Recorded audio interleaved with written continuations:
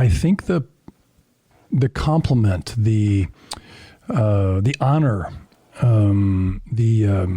you picked me. I mean, we can go back to elementary school, and you go out and you're getting picked by teams to play kickball or whatever it is, and it's like, okay, so Billy's pretty good. Yeah, maybe I'll be third.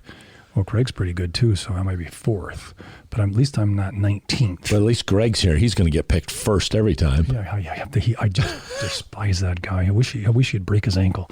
But I think the point we're getting at is when you join a team, you're not a silo. Right. It's a team. It's not a one-person company. Right. And I think being picked, leaving well, finishing well, or starting well. Let's go with a starting well, and we can finish up here with what are some of those attributes or traits we should exhibit to a new team that picked us? I mean, whether it's internal or external, what are a couple things you'd say? Make sure you're grounded or whatever. Well, yeah, I think definitely the humility, the gratefulness that I get to be a part of this. Even if, like I said, being grateful that it was an already established thing, you could still be grateful for the fact that it's a startup and they picked you. Really, you picked me to be a vision caster for a startup organization. I should be very grateful for that. So I think that gratitude. The other part too is there is, if the organization's already existing, there is a culture that's there. The best definition that I really have found for culture is it's the unwritten rules. And you usually don't know that you've broken one of those rules until you break one of those rules, because it's not something that somebody can tell you, oh, by the way, in our culture, we do this. And then all of a sudden, you do something different and you can see people go, and that's where you have to be real quick to go, oh, I'm sorry. I think I said something. I think I just did something that's like not what you guys normally do.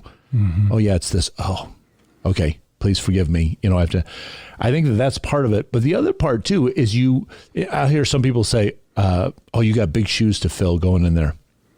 Yeah, I can't fill those shoes. I'm a different person. I'm a unique individual. From as much as you wouldn't say to them, why can't you be like Craig that's coming in? You shouldn't say to me, why can't you be like Joe who just left?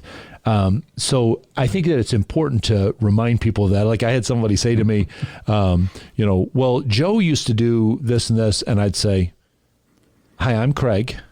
I'm not Joe. I know Joe. I appreciate Joe. He's a great guy. And I appreciate all the stuff that he did. But this is how we're different. This was his temperament and here's my temperament. And if I tried to do it like him, I wouldn't be a very effective leader, because you're asking me to be somebody that I'm not. Mm-hmm. And just kind of that simple reminder, they went, oh, yeah, you're right. Yeah. You're not so you got to understand, there's a chemistry there. There's a culture that's already there. Yeah. But again, if you come in with that humble, I'm willing to learn.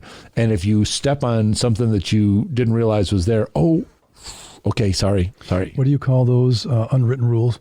I used to call them sacred cows. Yeah. And so one of the things I think would be pretty good advice, if you leave one job and go to another in the same company, your assumption is it's the same culture. Right. But you're going to have different dynamics. If you left to a different company, whether it's competitive or not, you're going to have to figure out what the culture is. And I think one of the things that I might throw in here is ask questions.